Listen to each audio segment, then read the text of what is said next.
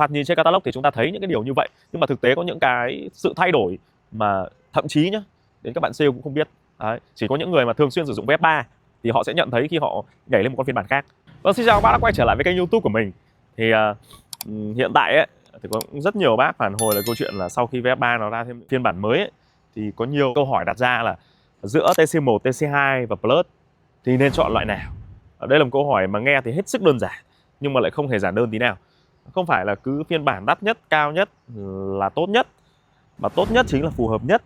Vậy thì làm sao mà những cái người mới, những người mà đang quan tâm đến nhu cầu đến VF3 có thể lựa chọn một chiếc VF3 phiên bản nào cho phù hợp để tối ưu tất cả mọi thứ, từ vận hành cho đến chi phí cho đến về sau nữa. Trong video này mình sẽ phân tích để cho mọi người có thể tự đưa ra phiên bản nào phù hợp nhất với mọi người. Mình sẽ cân nhắc trên 5 cái khía cạnh chính. Thứ nhất đó là cảm giác lái, thứ hai là trải nghiệm về kết nối, thứ ba là vận hành, thứ tư là sửa chữa, thay thế, và thứ năm đó là tài chính, để mọi người có thể tự dựa vào đó và nhu cầu của mình để đưa ra một chiếc phiên bản phù hợp nhất với bản thân. Rồi, bây giờ sẽ vào chi tiết. Đầu tiên chúng ta sẽ phải nhắc lại một chút về những cái thứ thay đổi bản TC1, bản TC2 và bản Plus. Thì đã có những cái thay đổi gì, và những thay đổi này hầu như là mình nghĩ là mọi người cũng đã biết tương đối rồi. Còn những cái thứ mà không ghi trên catalog thì gần như là mọi người sẽ không biết, và những cái điều đấy mình sẽ chia sẻ sâu trong cái clip này. Thì mình cũng là người có cái cơ hội được lái, được trải nghiệm cả 3 phiên bản. Thời mình lấy cái phiên bản TC1 này thì hãng cũng chỉ có mỗi bản này thôi, không có bản TC2 hay là bản Plus cả. Chứ nếu không thì mình đã không mua TC1 rồi. Vậy thì sau đó thì đợt vừa rồi mình cũng được trải nghiệm con TC2 và sau đó là con Plus nữa. Thì mình cũng đã có những cái so sánh và đánh giá trên cơ sở một người mà đã trải nghiệm TC1 một thời gian dài rồi. Đấy, thì bây giờ chúng ta sẽ cùng vào sâu để xem nó sự khác nhau đầu tiên ở thứ gì. Thứ nhất đó là TC1, nếu mà nói về sự khác biệt với TC2 thì gần như là không có trên catalog, thì gần như là không có. Nó chỉ có duy nhất đó là cái trải nghiệm về kết nối. Đó là TC2 đã được trang bị CarPlay và Android Auto. Đấy, một cái kết nối mà nhiều người thì đối với những người không sành công nghệ thì họ sẽ không quan tâm. Đấy. Và thứ hai là cái thay đổi nữa trên VF3 bản TC2 đó là cái vô lăng. Vô lăng đã có cái phím mic rồi. Thì đấy là cái câu chuyện là hỗ trợ cho cái câu chuyện là kết nối CarPlay và Android Auto. Còn cái bản khác biệt nhất đó là bản Plus. Bản Plus thì thay gương cơ bằng gương chỉnh điện. Ốp không phải là ốp nhựa này nữa mà đã là ốp la răng. Sau đó là có cam lùi zin theo, và cũng có những cái CarPlay và Android Auto như bản TC2. Và TC1, TC2 và TC3 nó chủ yếu TC1 và TC2 thì hãng bây giờ sẽ gọi là Eco. Còn bản VF3 Plus thì sẽ gọi là Plus. Bản Plus nó sẽ hơn về cái option gương, cam lùi, ốp la răng. Đấy. Còn lại là so với TC2, TC1 thì nó cũng chỉ giống như TC2, đó là CarPlay và Android Auto. Đấy là những cái thứ mà mọi người có thể nhìn trên giấy, nhưng thực tế là có những cái sự khác nhau rõ ràng giữa TC1, TC2 và VF3 Plus nhé. Ok. Thoạt nhìn trên catalog thì chúng ta thấy những cái điều như vậy, nhưng mà thực tế có những cái sự thay đổi mà thậm chí nhá, đến các bạn sale cũng không biết. Đấy, chỉ có những người mà thường xuyên sử dụng VF3 thì họ sẽ nhận thấy khi họ nhảy lên một con phiên bản khác. Và ở đây mình sẽ chia sẻ cho các bạn những gì mà nó khác biệt thực sự trên TC1, TC2 và TC3 để mọi người có thể đưa ra quyết định lựa chọn phiên bản nào. Cái thứ đầu tiên mà mình muốn so sánh và đánh giá, cái sự khác biệt đầu tiên mà mình cảm nhận được đó là cảm giác lái. Thực sự là khi mà mình cầm trên vô lăng chiếc TC2 mình cũng rất giật mình. Mình nghĩ là nó sẽ có cái cảm giác không khác gì TC1, nó chỉ thêm phím bấm với lại hệ thống kết nối CarPlay và Android Auto thôi. Nhưng không hề. Cảm giác của VF3 bản TC2 rất chắc, vô lăng siết hơn nhiều, nó không bị cảm giác bị dơ vô lăng. Đấy. Và nó không bị cái cảm giác mà vô lăng nó quá nhẹ như TC1. TC1 có nhược điểm là vô lăng rất nhẹ, dẫn đến câu chuyện là khi chúng ta chạy những tốc độ cao ở trên cao tốc, ví dụ 70, 80 hoặc 90 thì bắt đầu nó xảy ra tình trạng là vô lăng nó rất là nhẹ. Nó nhẹ quá dẫn đến cái việc mà chúng ta liên tục phải giữ vô lăng. Tại vì chúng ta chỉ cần buông lỏng nó một tí là cảm giác xe nó sẽ hơi bị lệch. Nó gây cảm giác không an toàn và không chắc chắn đối với bản TC1 này. Thì cái cảm giác sướng nhất của TC2 đó là cái cảm giác nó đã fix được cái đấy. Mình thực sự mình đánh giá rất cao cái điều đấy. Đi nó chắc hơn nhiều, mà bù lại thì chúng ta phải đánh đổi một số thứ. Đúng là nó chắc hơn, thì đồng nghĩa với việc là đi nó sẽ an toàn hơn, nó ổn định hơn, nó đầm hơn. Rõ ràng nó cả đầm hơn nhé. Nó giảm cái sự lắc ngang như con TC1 này. Vô lăng chắc chắn hơn, cảm giác xe đầm hơn, nhất là đi tốc độ cao. Bù lại, như mình đang quen đi vô lăng của TC1 thì mình đi sang vô lăng của TC2 và Plus. Cả Plus và TC2 đều giống nhau về cảm giác lái. Nó cảm giác nặng hơn, nó ghì hơn, nó siết hơn. Và khi mình tăng tốc trên TC1 thì mình thấy độ thoát xe mạnh hơn so với TC2 và bản Plus. Có thể là do cái sự tinh chỉnh phần mềm để nó siết vô lăng hơn, nó đầm, nó chắc hơn, thì bắt buộc nó cũng sẽ phải ghim lại một phần tốc độ. Đấy. Cảm giác khi mà mình để normal nhé, nó cũng không thoát bằng normal trên bản TC1 được. Đấy là những cái mà mình đã trải nghiệm trong cái quá trình mình đi TC1 và TC2. Nhưng mà cái cảm giác lái này nó rất đáng để mọi người có thể từ TC1 mà lên TC2 hay là bản Plus. Và bản Plus và bản TC2 về cảm giác lái cũng hoàn toàn giống nhau, không có gì sai khác nhiều. Vẫn là cảm giác đầm chắc như thế. Nên là không phải là cứ bản kịch là cảm giác lái tốt nhất đâu. Nó khung gầm, động cơ, tất cả nó đều như nhau cả. Nhưng có nghĩa là mình nghĩ là hãng họ đã tinh chỉnh rất nhiều liên quan đến hệ thống treo, rồi một số thứ liên quan đến cái kết cấu nữa, để cho cái bản TC2 và bản Plus nó khác biệt thật sự. Và mình nghĩ sắp tới hãng sẽ không sản xuất TC1 nữa. Cái vấn đề thứ hai mà mình nói ở đây ấy, đó là trải nghiệm về kết nối. Mời các bạn vào trong này một tí. Đối với bản TC2 và bản Plus ấy, thì hãng đã trang bị Apple CarPlay và Android Auto.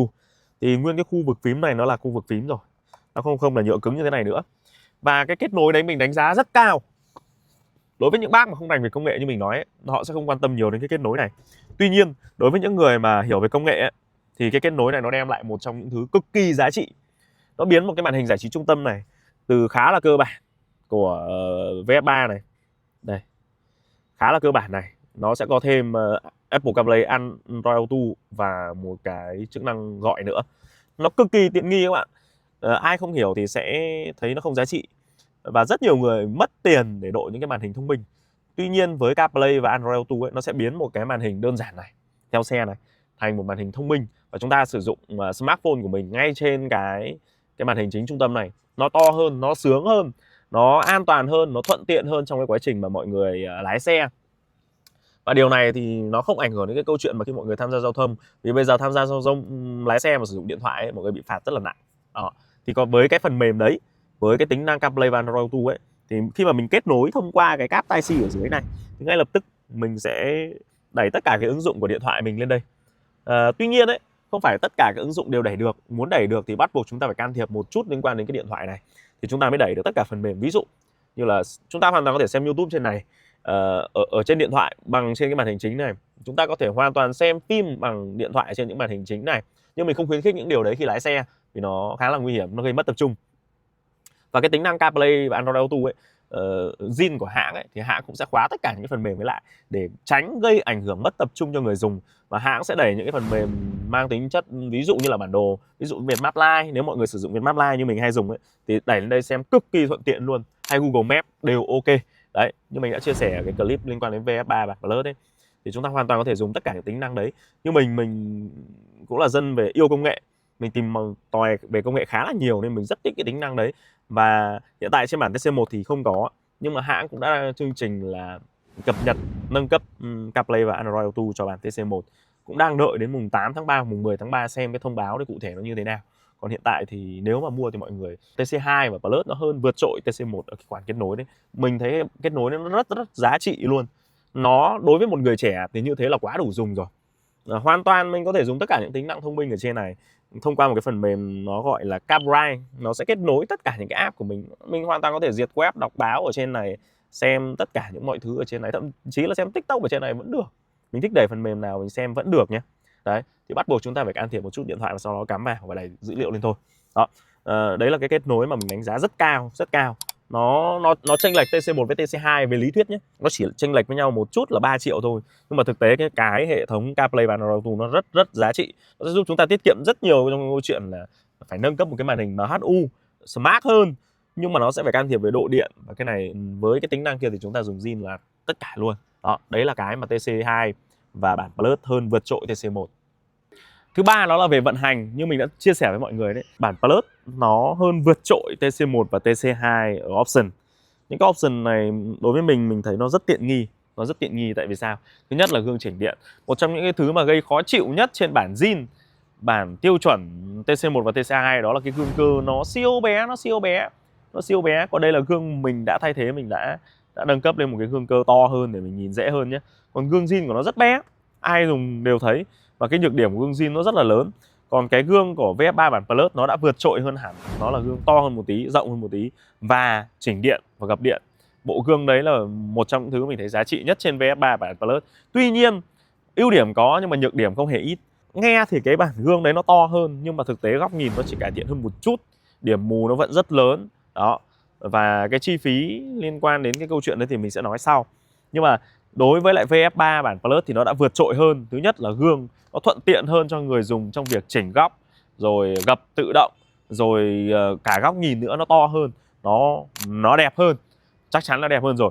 Tiếp theo một thứ nữa mà VF3 bản Plus nó vượt trội hơn TC1 và TC2, đó là nó được trang bị cam lùi zin. Của mình ở đây đó là cam lùi mình lắp ngoài. Đây, mình lắp ngoài. Thì đối với mình cái cam lùi mà cắm zin này nó rất hay. Nhiều anh em có thích chơi là cam hành trình hoặc là cái cam gương để lấy cái cam lùi đằng sau, nhưng mà mình thấy nó không hay bằng. Tại vì sao? Mình có thể tận dụng ngay khi mà mình về R, ngay lập tức cái trên màn hình chính nó sẽ hiển thị cái lùi cho mình.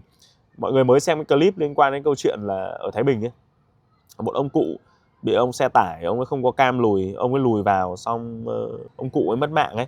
Thì đấy là một trong những cái mà mình thấy là có cam lùi nó rất quan trọng. Vì có những thứ đằng sau ấy mình không thể nhìn được. Ví dụ nó chỉ cái gương chiếu hậu ấy nó chỉ lên được đến đây thôi, mình nhìn đằng sau nó chỉ đến đây thôi, nhưng cái vật cản nó dưới thấp thế này mà mình không nhìn được ở đằng sau. Nếu trong cái quá trình mình chủ quan ấy thì cái việc mình lùi và mình ăn đòn là rất cao nhá. Hoặc một đứa bé nó nhỏ nhỏ đứng đằng sau này rất rủi ro. Cho nên việc trang bị thêm cam lùi của bản Plus mình thấy nó rất hay. Nó là một cái option thêm nhá, option thêm của bản Plus full. Và cam lùi của Plus đẹp, thật sự là nét hơn, ngon hơn. Rồi, và cái thứ tiếp theo mà bản Plus nó hơn đó là cái ốp la răng. Nhưng mà cái này đối với mình nó chỉ là một cái hình thức thôi.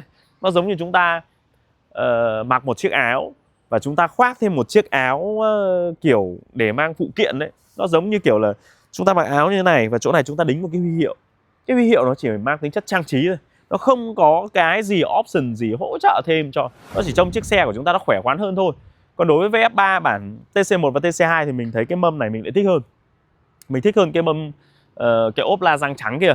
Ốp la răng trắng thì đúng là nhìn cho nó sport hơn, nhưng mà mình lại thấy cái này nó có cái hay riêng của nó. Tổng thể cái xe nó chỉ có hai màu đen và xanh, nó chỉ có hai màu riêng biệt thôi. Nhìn xe nó rất ok, nó rất một khối luôn đấy. Đấy là những cái thứ mà TC2 hay TC1 nó thua VF3 bản Plus, bản cao nhất. Bản Eco nó không thể bằng Plus được, bằng option. Đấy. Và đối với VF3 bản Plus thì nó full rồi, chúng ta chỉ việc đi thôi. Vấn đề thứ tư mà mình muốn chia sẻ với mọi người đó là vấn đề về liên quan đến sửa chữa. Hiện đại thì đương nhiên là hại điện rồi. Và khi hiện đại và nhiều option ấy, thì đồng nghĩa với cái câu chuyện là khi mà nó gặp sự cố, gặp vấn đề thì cái mức độ chi trả để bảo dưỡng cho những cái sản phẩm nó sẽ lớn hơn. Đối với một chiếc VF3 bản Plus, đương nhiên là khi chúng ta xảy ra va chạm thì cái gương điện của nó ấy, mà có thể nhá, va quệt ở rear này thì cái gương điện nó đi, đồng nghĩa chúng ta sẽ phải mất chi phí thay gương điện. Và gương cơ thì chắc chắn là nó rẻ hơn gương điện rồi. Gương điện chắc chắn nó đắt hơn.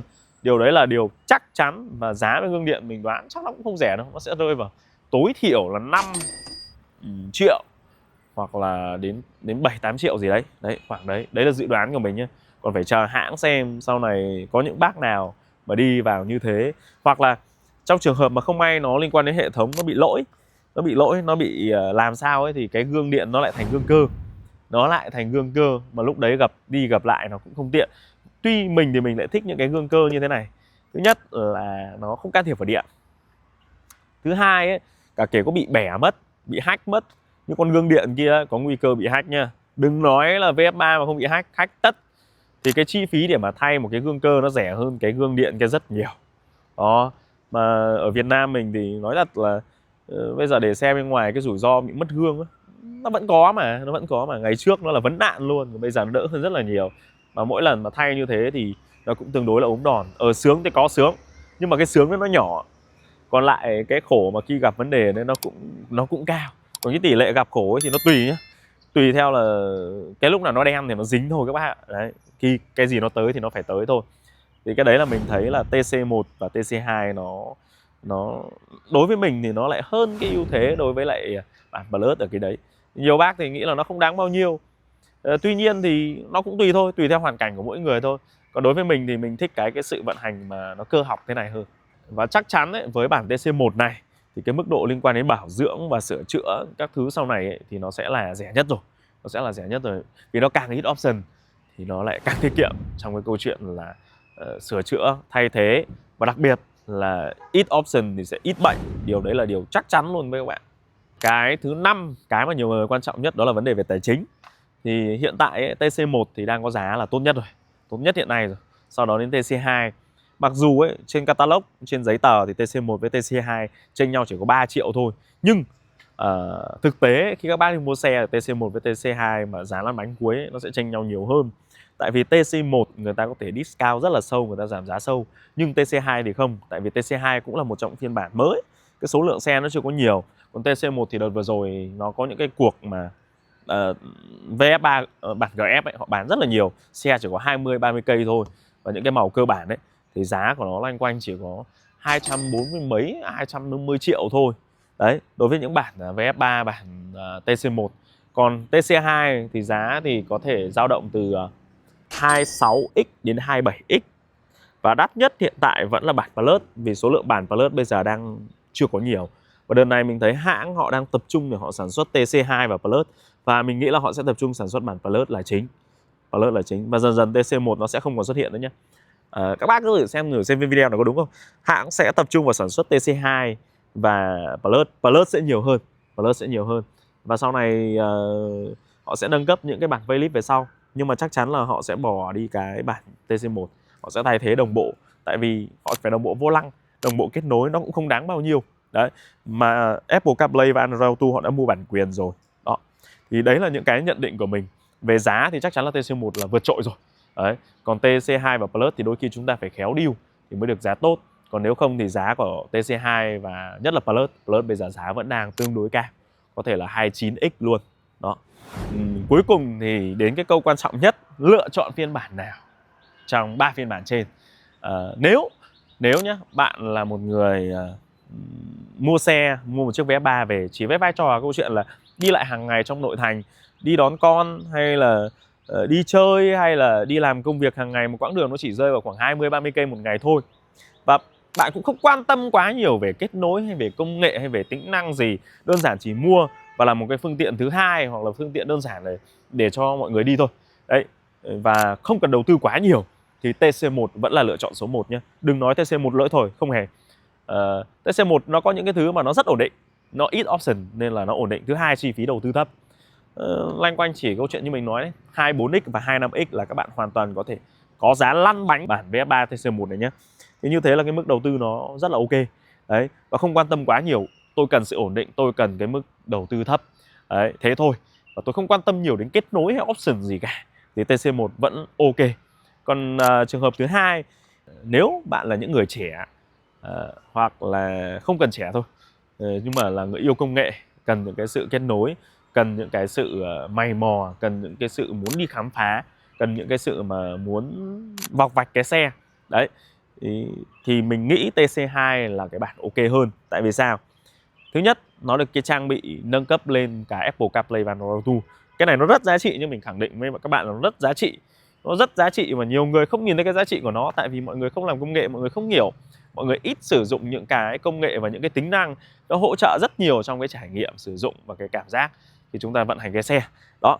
Thì cái TC2, ngoài ra TC2 nó có một cái thứ quan trọng nhất mà mình vẫn luôn nói đấy. Cái cốt của cái xe, cái linh hồn của cái xe đó là khung gầm động cơ và cái cảm giác lái, thì cái con TC2 nó vượt trội TC1. Nó không thua kém gì con Plus cả. Thế nên là mình đã có một anh chàng khỏe khoắn, đầy đủ, chẳng qua là cái mức độ mà ăn mặc, cái xịn sò ấy, cái đồ hiệu nó không thể bằng anh Plus thôi.